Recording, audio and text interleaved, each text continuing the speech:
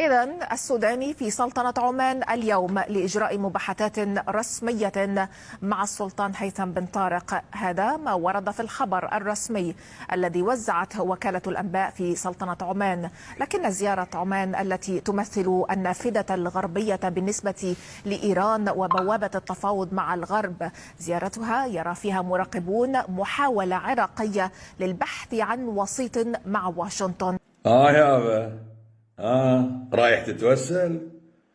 نشرنا قبل يومين 3 أيام أو 4 أيام تسريب صوتي لمستشار رئيس الوزراء فرهاد علاء الدين يطلب من أحد الأشخاص اللي موجودين بأمريكا أنه بس افتح لنا قناة ويا الإدارة الأمريكية، بس افتح لنا قناة اتصال معاهم، مليارين ننطي عادي ماكو مشكلة. لا، هذا كذب مفبرك.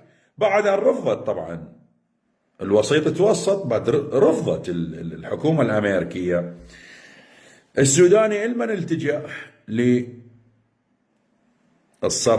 سلطنة عمان وراح يتوسل بهم لأن هي عرابة إيران والميليشيات.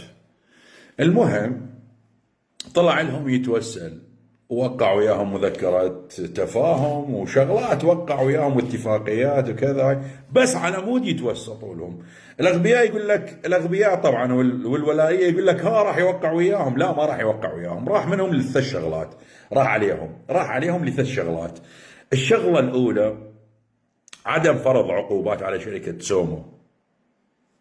سومو العراقيه اللي تصدر النفط، لأن أمريكا راح تفرض عليها أو فرضت عليها عقوبات.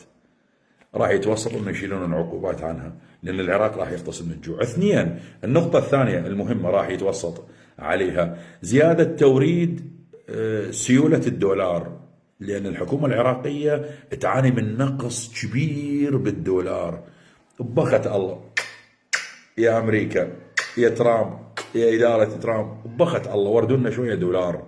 عندنا نقص، الدولار كله بكتوه وديتوه على إيران، على ربكم.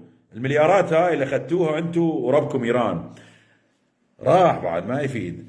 النقطة الثالثة الضغط على إسرائيل. النقطة الثالثة وهي هاي الأهم، يتوسط يم عمان للضغط على إسرائيل لعدم ضرب الميليشيات وقصف الميليشيات بالعراق بالفترة الجاية.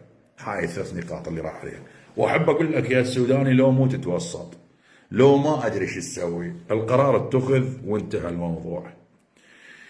وأين تفرون؟ قسما بالله العظيم سحلنا التعليق بالقانون مو غير شيء.